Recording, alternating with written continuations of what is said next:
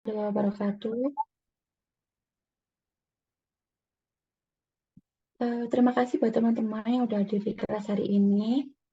Pada hari ini kelompok 4 akan memaparkan materi tentang telecommunication dan internet dan wireless technology. Untuk kelompok 4 dipersilakan untuk memperkenalkan diri dan memaparkan materi.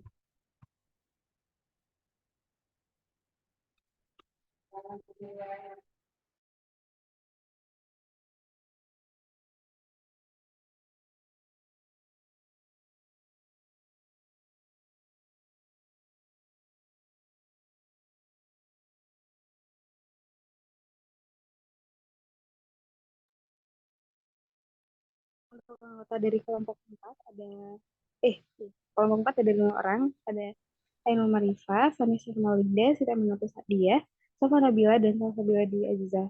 Sebelumnya mohon maaf saya pakai dua device karena ini di laptop saya mic-nya error gitu. Next screen.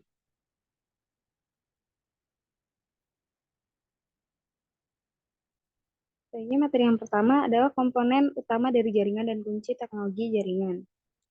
Tren jaringan dan komunikasi perusahaan di masa lalu menggunakan dua jenis jaringan yang pada dasarnya berbeda. Yang pertama jaringan telepon dan juga jaringan komputer. Nah, jaringan telepon ini secara historis menangani komunikasi suara dan jaringan komputer menangani lalu lintas data. Namun, sesuai dengan perkembangan saat ini, jaringan telepon juga bisa menangani komunikasi suara dan data, akses internet, dan semakin banyak dilakukan melalui platform nirkabel broadband.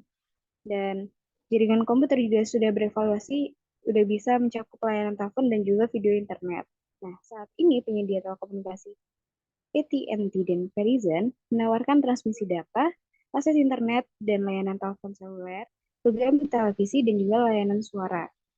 Next.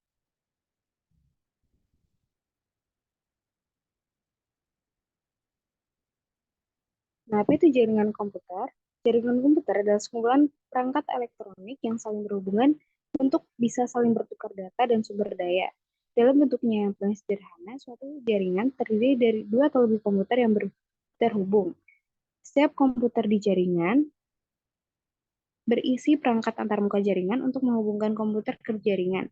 Media koneksi untuk menghubungkan komputer jaringan, komponen jaringan dapat berupa kabel telepon, kabel koaksial, sinyal radio telepon seluler, dan juga jaringan Wi-Fi. Next. Teknologi utama di jaringan digital kontemporer dan internet didasarkan pada tiga teknologi utama. Yang pertama, komputasi klien atau server, membagi pemrosesan antara klien PC, laptop, dan juga server. Menggantikan komputasi mainframe terpusat, memungkinkan perangkat pribadi terhubung ke jaringan seperti internet. Kemudian ada paket switching, membagi pesan menjadi paket dan mengirimkannya melalui jalur yang berbeda. Lebih efisien daripada sirkuit khusus dan memungkinkan komunikasi yang lebih fleksibel dan hemat biaya.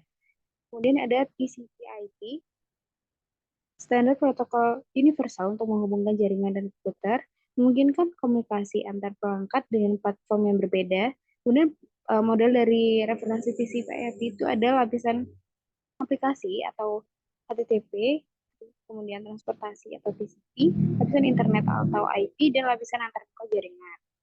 Next. Selanjutnya, mengenai apa saja jenis-jenis jaringan.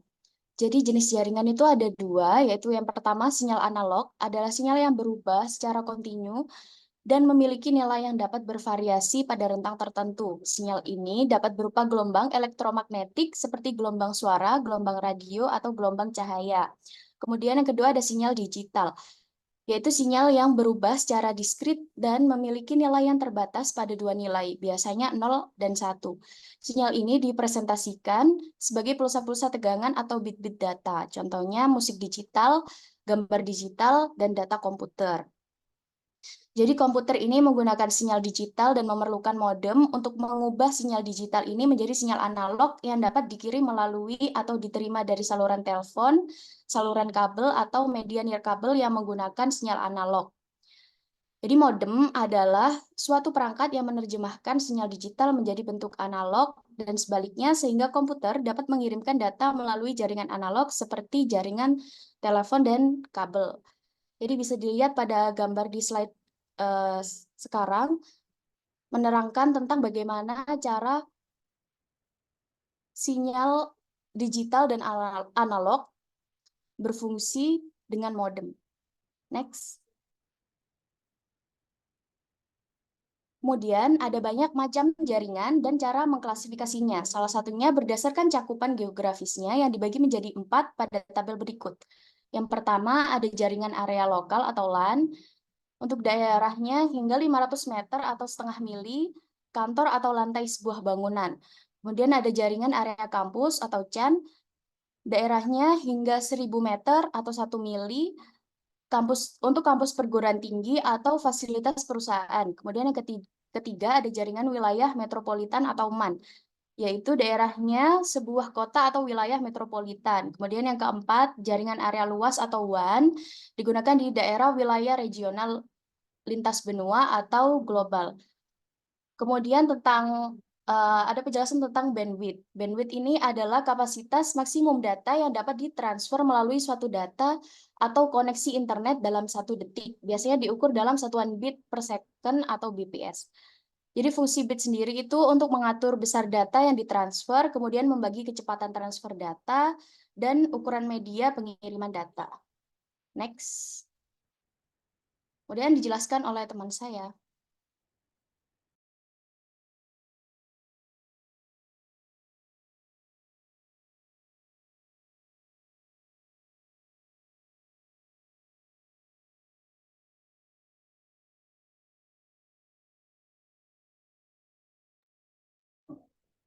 Tiga, bagaimana cara kerja internet dan teknologi internet dan bagaimana keduanya mendukung e-bisnis. Pertama, apa itu internet? Internet adalah jaringan komunikasi publik terbesar di dunia yang menghubungkan jaringan antar perangkat. Sebagian besar rumah tangga dan bisnis kecil terhubung ke internet dengan berlangganan ke penyedia layanan internet atau ISP. Contoh ISP kalau di luar negeri adalah Earthlink, NetZero, dan AT&T. Sedangkan di Indonesia contoh ISP adalah Telkom Indonesia, IndiHome Business, dan First Media.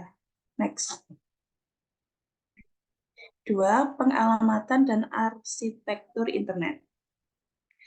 Pertama, sistem utama domain. Alamat IP dapat dipresentasikan dengan konversi bahasa natural yang disebut nama domain. Domain name system atau DNS berfungsi mengubah nama domain menjadi alamat IP.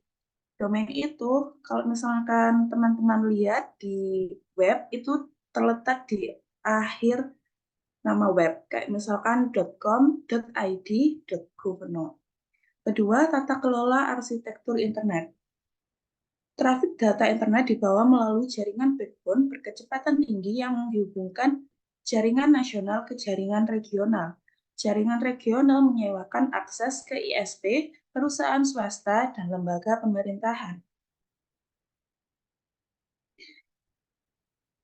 Ketiga, internet di masa depan, internet protokol versi 6 dan internet true.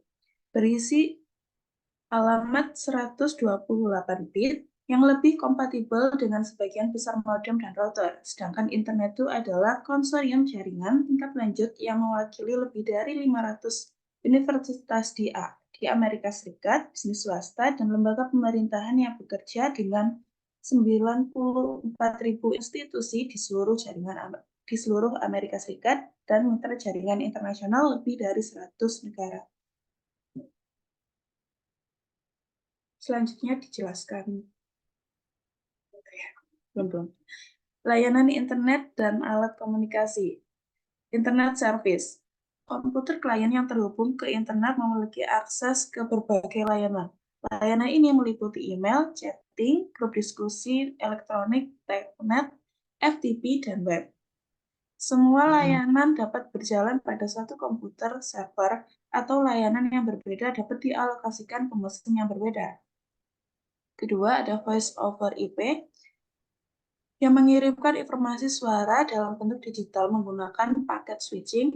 Perusahaan kabel seperti Time Warner dan Cablevision menyediakan layanan VoIP yang dipaketkan dengan internet berkecepatan tinggi dan layanan kabel mereka. Skype menawarkan layanan VoIP gratis di seluruh dunia menggunakan jaringan peer-to-peer, dan Google memiliki layanan VoIP gratis sendiri. Next. Selanjutnya dijelaskan teman saya. Selanjutnya ada komunikasi terpadu. Komunikasi terpadu menyampaikan pesan yang konsisten dan terintegrasi kepada target audiens melalui berbagai saluran komunikasi. Gabungan dari berbagai saluran suara, data, pesan instan, dan konferensi elektronik ke dalam satu tempat di mana pengguna dapat dengan mudah beralih antara berbagai mode komunikasi. Yang kedua ada jaringan pribadi virtual. VPN atau jaringan pribadi virtual, jaringan aman yang memungkinkan terhubung ke internet secara pribadi dan terenkripsi. VPN menyembunyikan alamat IP dan mengalihkan lalu lintas internet melalui server VPN, sehingga pihak ketiga tidak dapat melacak aktivitas internet individu tersebut. Yang ketiga ada web. Sistem standar yang digunakan secara luas yang dapat menyimpan, mengambil, memformat, dan menampilkan data dengan arsitektur klien atau server. Halaman web menggunakan hypertext dan tautan tertanam yang menghubungkan dokumen satu sama lain dan objek lain seperti file suara, video, atau animasi. Next. Lalu yang keempat ada hypertext. Hypertext itu sistem informasi yang memungkinkan pengguna untuk mengakses informasi dengan cara non-linear. Hypertext terdiri dari dokumen yang saling terhubung dengan tautan, yang memungkinkan pengguna untuk berpindah dari satu dokumen ke dokumen lain dengan mudah. Selanjutnya ada server web. Server web adalah perangkat lunak yang berjalan di komputer, menerima permintaan dari browser web, dan mengirimkan file yang diminta. File-file ini dapat berupa seperti halaman web, gambar, video, atau file lainnya. Lalu ada mencari informasi di web. Proses ini menemukan apa yang Anda butuhkan di internet. Ada banyak alat dan teknik yang dapat digunakan untuk mencari informasi di internet. Misalnya yang sering kita gunakan seperti Google, Yahoo, atau Opera, atau di Chrome juga bisa. Next. Lalu ada berbagi informasi di web. Web saat ini tidak hanya berisi informasi statis, tetapi juga memungkinkan orang untuk berkolaborasi, berbagi informasi, dan membuat konten baru secara online. Misalnya ada Instagram, TikTok, Facebook, Twitter. Lalu yang terakhir ada web masa depan. Internet masa depan akan lebih mudah dipahami dan digunakan oleh individu, akan lebih terhubung, interaktif, dan mudah digunakan. Hal ini memberikan peluang baru untuk komunikasi, kolaborasi, dan inovasi, seperti adanya teknologi AI yang sekarang sering digunakan. Next. Selanjutnya akan dilanjutkan oleh teman saya. Selanjutnya ada apa saja teknologi dan standar utama untuk jaringan nirkabel, komunikasi, dan akses internet. Standar utama dapat mencakup berbagai teknologi dan protokol, termasuk GSM, Global System for Mobile Communication, yaitu standar untuk jaringan telepon seluler yang paling umum digunakan di seluruh dunia. Terus yang kedua ada Code Division Multiple Access, yaitu sebuah teknologi akses multiple yang memungkinkan beberapa perangkat untuk berbagi saluran komunikasi secara bersamaan. Terus yang ketiga ada 3G, 4G, dan 5G, yaitu generasi teknologi seluler yang berkembang dengan kecepatan dan kemampuan komunikasi yang semakin tinggi. Untuk jaringan 3G itu dengan kecepatan transmisi berkisar dari 144 kbps. Untuk jaringan 4G memiliki kecepatan yang jauh lebih tinggi, yaitu pengunduhan hingga 100 Mbps. Dan yang terakhir yaitu 5G, mendukung transmisi data dalam jumlah besar dalam rentang gigabyte dengan penundaan transmisi yang lebih sedikit dan kemampuan untuk menghubungkan lebih banyak perangkat seperti sensor dan perangkat pintar sekaligus dibandingkan sistem seluler yang ada.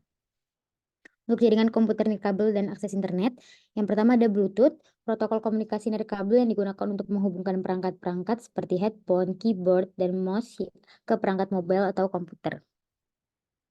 Contohnya dari Bluetooth ini, pengemudi FedEx menggunakan Bluetooth untuk mengirimkan data pengiriman yang ditangkap oleh komputer genggam mereka ke pemancar seluler yang meneruskan data tersebut ke komputer perusahaan. Yang kedua ada Wi-Fi, yaitu teknologi yang memungkinkan perangkat untuk terhubung ke jaringan lokal tanpa kabel, sering digunakan untuk akses internet di lingkungan dalam ruangan. Kelemahan dari Wi-Fi ini adalah kerentanan terhadap interferensi dari sistem terdekat yang beroperasi pada spektrum yang sama seperti telepon nirkabel, oven microwave, atau LAN nirkabel lainnya. Yang terakhir yaitu WiMAX adalah sebuah teknologi nirkabel yang digunakan untuk menyediakan akses internet tanpa kabel dengan jangkauan yang luas. Antena WiMAX ini cukup kuat untuk memancarkan koneksi internet berkecepatan tinggi ke antena atap, rumah, dan bisnis yang jaraknya bermil-mil. Next. Selanjutnya jaringan sensor identifikasi frekuensi radio, yaitu sistem identifikasi yang menyediakan teknologi canggih untuk melacak pergerakan barang di seluruh rantai pasokan. Tag RFID ini diprogram secara elektronik dengan informasi yang dapat mengidentifikasi suatu barang secara unik seperti lokasinya, di mana dan kapan barang tersebut dibuat atau status selama produksinya. Di gambar tersebut itu adalah cara kerja RFID, yaitu menggunakan pemancar radio berdaya rendah untuk membaca data yang disimpan dalam tag pada jarak mulai dari 1 inci hingga 100 kaki. Selanjutnya ada jaringan sensor nirkabel, yaitu jaringan sensor yang saling berhubung yang tertanam di lingkungan fisik untuk menyediakan pengukuran banyak titik dalam ruang yang luas. Jaringan ini bermanfaat untuk keperluan seperti memantau perubahan lingkungan, memantau lalu lintas, memantau manajemen rantai pasokan, atau mendeteksi bahan kimia, biologi, atau radiologi. Next. Dan yang terakhir, bagaimana sistem informasi manajemen membantu karir saya? Yang pertama, meningkatkan pengambilan keputusan. Sistem informasi manajemen menyediakan data dan informasi yang akurat dan terkini untuk membantu membuat keputusan yang lebih baik. Kedua, meningkatkan produktivitas. SIM dapat mengotomatiskan tugas-tugas yang memakan waktu sehingga dapat fokus pada pekerjaan yang lebih penting. Yang ketiga, meningkatkan keterampilan. Mempelajari tentang sistem informasi manajemen dapat membantu mengembangkan keterampilan analitis dan pemecahan masalah. Dan yang terakhir, meningkatkan peluang karir, yaitu SIM memiliki pengetahuan yang dapat membuat lebih menarik bagi calon pemberi kerja. Next, selanjutnya akan dijelaskan oleh teman saya. Kemudian di sini kami mengangkat studi kasus mengenai fitur wireless charger pada mobil BMW yang membuat iPhone malfungsi. Nah, bagaimana di Indonesia? Jadi Apple mengeluarkan pernyataan tentang masalah kompatibilitas antara fitur wireless charger pada mobil BMW dan Toyota dengan komponen NFC yang ada pada iPhone 15. Jadi NFC sendiri yaitu komunikasi medan dekat merupakan bentuk komunikasi nirkabel jarak pendek di mana antena yang digunakan lebih pendek daripada gelombang sinyal operator. Kemudian pengguna iPhone yang mengisi daya nirkabel pada mobil tersebut melaporkan bahwa setelah pengisian data, fitur NFC mereka tidak berfungsi. Beberapa pengguna juga melaporkan peningkatan suhu pada iPhone 15 setelah menggunakan fitur wireless charger pada mobil. Meskipun demikian, Apple belum memberikan detail penyebab utama masalah tersebut selain rencana pembaruan perangkat lunak. Kasus ini juga belum dikonfirmasi oleh BMW Group Indonesia, meskipun mereka menyatakan siap mengambil langkah antisipasi jika masalah tersebut muncul pada konsumen mereka. Jadi ada poin-poin yang pada studi kasus ini, yaitu yang pertama, Apple merilis pernyataan bahwa fitur wireless charger pada mobil BMW dan Toyota dapat membuat komponen NFC pada iPhone 15 malfungsi. Kemudian yang kedua, ada pengguna iPhone 15 yang mengisi daya nirkabel di mobil tersebut, namun tidak dapat menggunakan fitur pembayaran digital NFC. Poin ketiga, Apple berencana memperbarui perangkat lunak untuk mengatasi masalah ini. Keempat, BMW Indonesia belum mengetahui kasus ini dan perlu melakukan investigasi lebih lanjut. Yang kelima, BMW Indonesia akan membantu konsumennya jika kasus ini terjadi di Indonesia. Jadi analisis kasus ini yaitu penyebabnya belum diketahui secara pasti, kemungkinan ada pada perangkat lunak iPhone 15 atau kompatibilitas dengan wireless charger mobil BMW dan Toyota. Kemudian dampak yang ditimbulkan yaitu pengguna iPhone 15 tidak dapat menggunakan fitur NFC untuk pembayaran digital. Solusinya yaitu melakukan pembaruan perangkat lunak dari Apple atau BMW sendiri. Kemudian langkah antisipasinya yaitu melakukan investigasi, membantu konsumen yang terdampak, dan mengambil langkah mitigasi jika diperlukan. Next. Sekian presentasi dari kelompok kami. Saya kembalikan kepada moderator untuk melakukan sesi tanya jawab. Baik, terima kasih kepada kelompok yang sudah membuatkan materi. Selanjutnya sesi tanya jawab. Bagi yang ingin bertanya bisa angkat tangan. Dibuka 5 pertanyaan.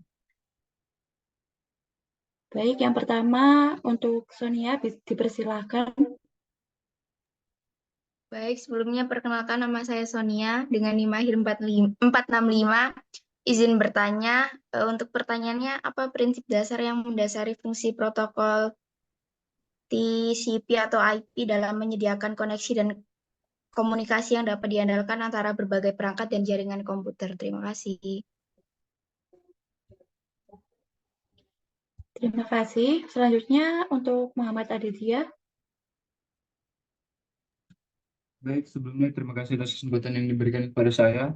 Nama saya Muhammad Aditya dengan NIM 473. Izin bertanya, bagaimana perekonomian suatu negara dipengaruhi oleh pengembangan internet dan telekomunikasi? Dan apakah ada peluang dan hambatan yang dihadapi ketika menggunakan teknologi tersebut untuk pembangunan? Terima kasih.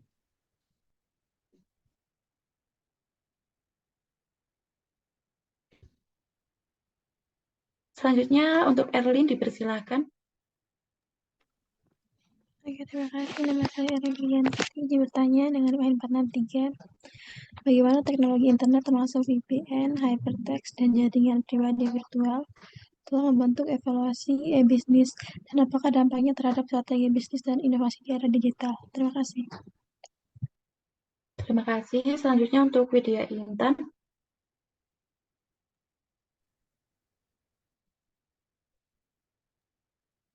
Baik, saya Widya Intan Octavia dengan NIM akhir 477. Tadi kan dijelaskan jenis jaringan itu ada modem. Nah, kita kan tahu bahwa sebelumnya modem itu sering digunakan untuk pengiriman data dan lain sebagainya. Lalu bagaimana keamanan mempengaruhi sistem informasi manajemen, terutama dalam mengakses data yang sensitif? Dan langkah apa yang dapat diambil untuk melindungi sistem dari ancaman tersebut? Terima kasih. Selanjutnya untuk Cynthia Putri dipersilahkan. Baik, terima kasih atas kesempatan yang diberikan. Saya ingin bertanya di bagian slide 14, bagian yang 5G. Pertanyaan saya, bagaimana teknologi 5G mempengaruhi kinerja jaringan seluler 4G, terutama dalam hal kecepatan data, latensi, dan kepadatan koneksi. Lalu, bagaimana jika hal itu mempengaruhi aksesibilitas layanan di daerah yang terpencil? Terima kasih. Sesi tanya jawabnya sudah cukup untuk 5 orang. Untuk yang sudah angkat tangan dan tidak mendapat kesempatan, mohon maaf karena keterbatasan waktu. Untuk kelompok 4, dipersilakan untuk berdiskusi dan menjawab pertanyaan dari teman-teman.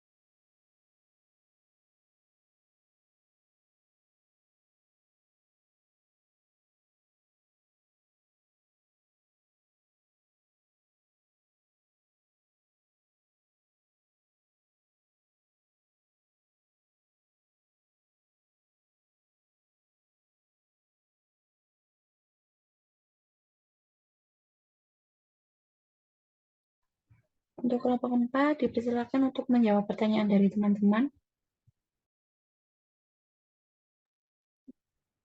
Saya Salsabila Dewi dengan NIM 481 izin menjawab pertanyaan dari Muhammad Aditya. Pertanyaannya, bagaimana perekonomian suatu negara dipengaruhi oleh perkembangan internet dan telekomunikasi, dan apakah ada peluang dan hambatan yang dihadapi ketika menggunakan teknologi tersebut untuk pembangunan?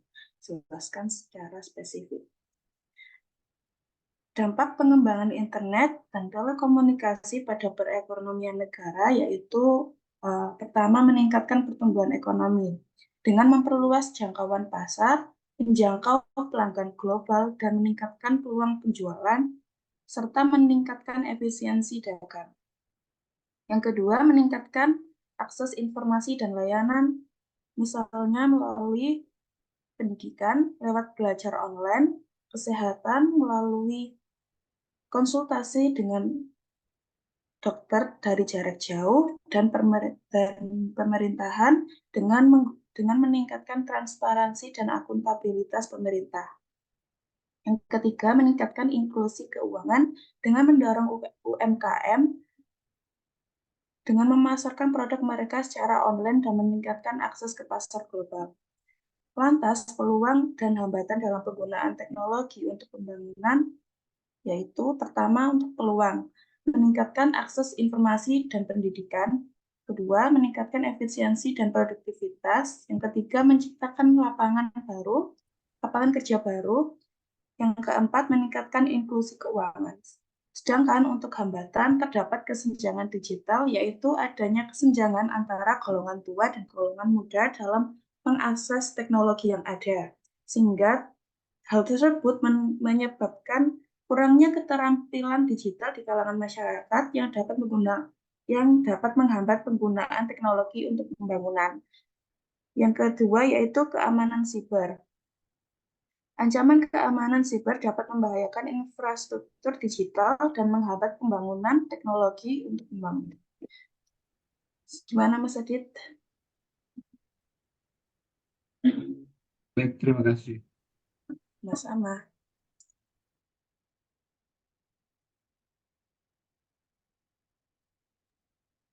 Saya Vanis Romaulida dengan NIM akhir 445 izin menjawab pertanyaan dari Mbak Sonia. Pertanyaannya itu, apa prinsip dasar yang mendasari fungsi protokol TCP/IP dalam menyediakan koneksi dan komunikasi yang dapat diandalkan antara berbagai perangkat dan jaringan komputer?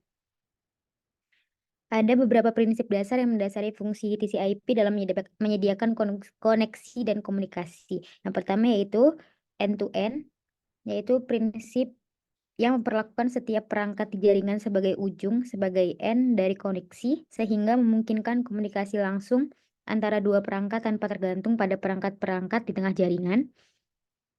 Yang kedua ada reliable. TCP/IP menggunakan protokol Transmission Control Protocol yang menjamin pengiriman data secara reliable dengan memastikan data yang dikirimkan sampai di tujuan tanpa kehilangan atau duplikasi. Terus yang ketiga ada pendekatan koneksi, di mana terjadi pembentukan koneksi terlebih dahulu sebelum data dikirimkan, sehingga memastikan urutan yang benar dan pengiriman yang andal. Bagaimana Mbak Sonia? Baik, sudah jelas. Terima kasih. Sama. Baik, saya izin menjawab pertanyaan dari Mbak Erlin. Pertanyaannya bagaimana teknologi internet termasuk VPN, hypertext, dan jaringan pribadi virtual telah membentuk evolusi e-bisnis dan apa dampaknya terhadap strategi bisnis dan inovasi di era digital. Dampaknya itu bisa memperluas jangkauan pasar. Seperti yang kita tahu, sekarang kan bisa kerja dari rumah atau work from home. Nah, work from home itu misalnya ada orang yang kerja di perusahaan Amerika, tapi dia apa itu istilahnya kerja remote atau gimana ya? Pokoknya work from home itu. Jadi meskipun si karyawan ini berada di Indonesia, tapi dia bisa kerja di perusahaan Amerika tersebut. Jadi memperluas jangkauan pasar. Terus yang kedua ada peningkatan efisiensi operasional, lalu personalisasi dan interaksi pelanggan, dan yang terakhir ada munculnya model bisnis baru. Gimana Mbak Erlin? Oke, makasih. Selanjutnya saya akan menjawab pertanyaan dari Mbak Widya Intan dengan NIM 477. Pertanyaannya, tadi dijelaskan jenis jaringan modem. Nah, kita tahu bahwa sebelumnya modem sering digunakan untuk pengiriman data dan lain sebagainya. Lalu bagaimana keamanan mempengaruhi sistem informasi manajemen, terutama dalam mengakses data yang sensitif, dan langkah apa yang dapat diambil untuk melindungi sistem dari ancaman tersebut. Jadi, keamanan ini sangat penting dalam sistem informasi manajemen untuk melindungi data sensitif dari akses yang tidak sah. Ancaman keamanan ini bisa terjadi seperti peretasan, malware, dan kebocoran data yang dapat mengganggu integritas dan kerahasiaan informasi. Langkah-langkah untuk melindungi sistem informasi manajemen dari ancaman tersebut yaitu meliputi menggunakan firewall untuk memantau dan mengontrol lalu lintas jaringan, mengenkripsi data yang sensitif, memperbarui sistem keamanan secara teratur, mengatur akses pengguna dengan tepat, dan menyediakan pelatihan keamanan kepada karyawan. Bagaimana Mbak Widya Intan?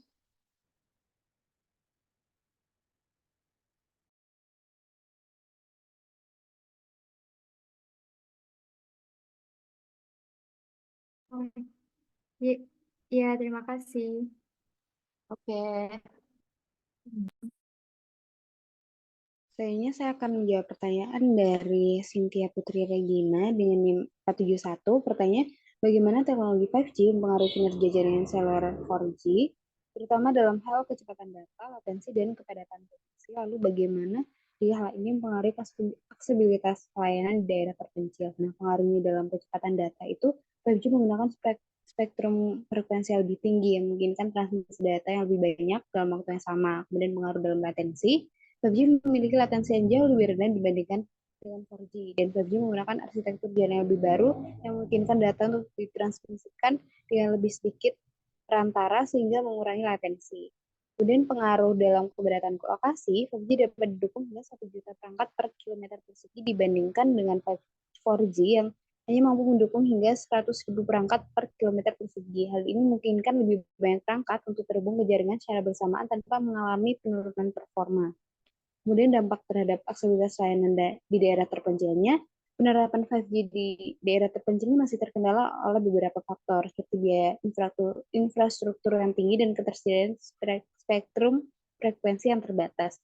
Namun beberapa operator seluler telah mulai meluncurkan layanan 5G di daerah terpencil menggunakan teknologi seperti 5G Fixed Wireless Access yang memungkinkan pengguna untuk mengakses internet 5G melalui perangkat nirkabel. Nah, pemerintah dan operator seluler ini perlu bekerja sama untuk mengatasi hambatan ini dan memastikan bahwa aksesibilitas layanan 5G dapat menjangkau semua wilayah termasuk daerah terpencil. Bagaimana Mbak Cynthia? Izin menyanggah. Terima kasih. Silakan Mas Fajar. Ya, terkait jawabannya Mbak Ainul barusan layanan di daerah terpencil, mungkin yang bisa kita lihat sekarang di Indonesia masih banyak daerah-daerah terpencil atau masih di pedalaman mungkin yang masih belum menerima akses internet. Nah, mungkin pertanyaan saya, bagaimana dari perusahaan-perusahaan ya seperti Telkomsel atau jaringan-jaringan yang lain untuk menembuskan hal-hal yang seperti itu, ketimpangan antara daerah tertentu ke daerah-daerah yang lainnya, seperti yang kita ada di Jawa kayak gini, yang berbeda dengan daerah-daerah terpencil seperti contoh aja di Papua, terus ada di Kalimantan, Sumatera, Maluku pun, dan lain sebagainya. Mungkin begitu.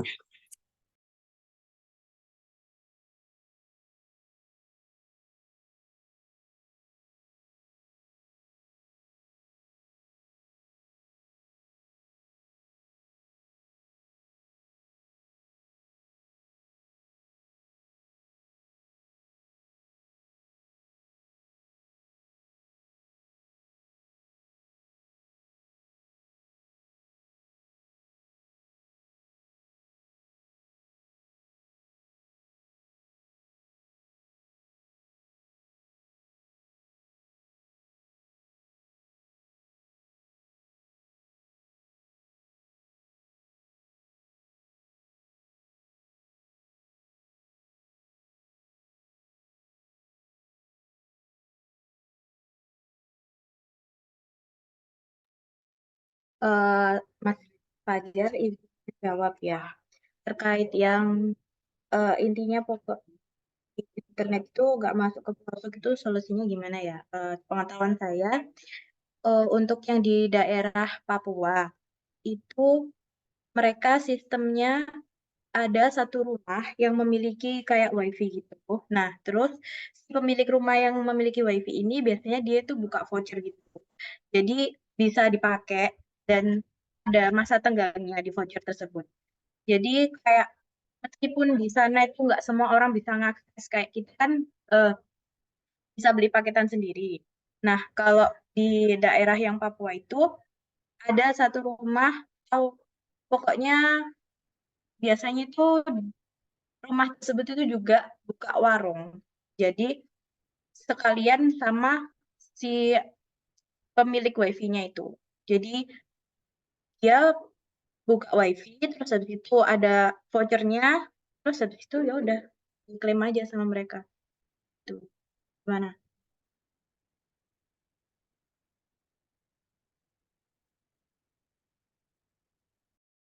Ya, ya. Jadi maksud pertanyaan saya itu peran dari suatu negara itu sendiri atau pemerintahan itu sendiri.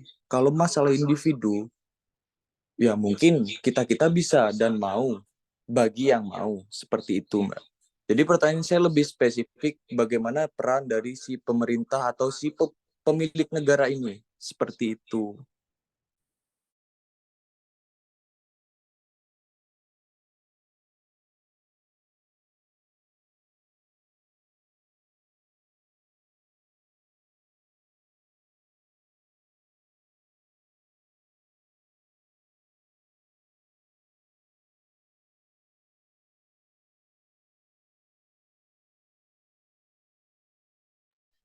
Izin jawab ya Mas FJ. Jadi peran pemerintah dalam membuka jaringan 5G ke daerah terpencil ini mungkin bisa saja dengan cara menyediakan infrastrukturnya gitu ya. Kalau sekarang kan mungkin di daerah Papua tuh masih belum ada gitu kan yang memadai gitu. Mungkin pemerintah bisa membangun infrastrukturnya, kemudian memberikan subsidi kepada perusahaan telekomunikasi yang membangun jaringan 5G di daerah terpencil gitu. Kemudian manfaatkan infrastruktur publik seperti menara BTS milik pemerintah untuk membangun jaringan 5G di daerah terpencil. Kemudian mendorong regulasi yang mempermudah pembangunan jaringan 5G, terus menerapkan kebijakan yang mendorong persaingan, gitu. Bagaimana? Oh ya, mungkin bisa dilanjut ke pertanyaan selanjutnya aja. Makasih jawabannya. Ya, sama-sama.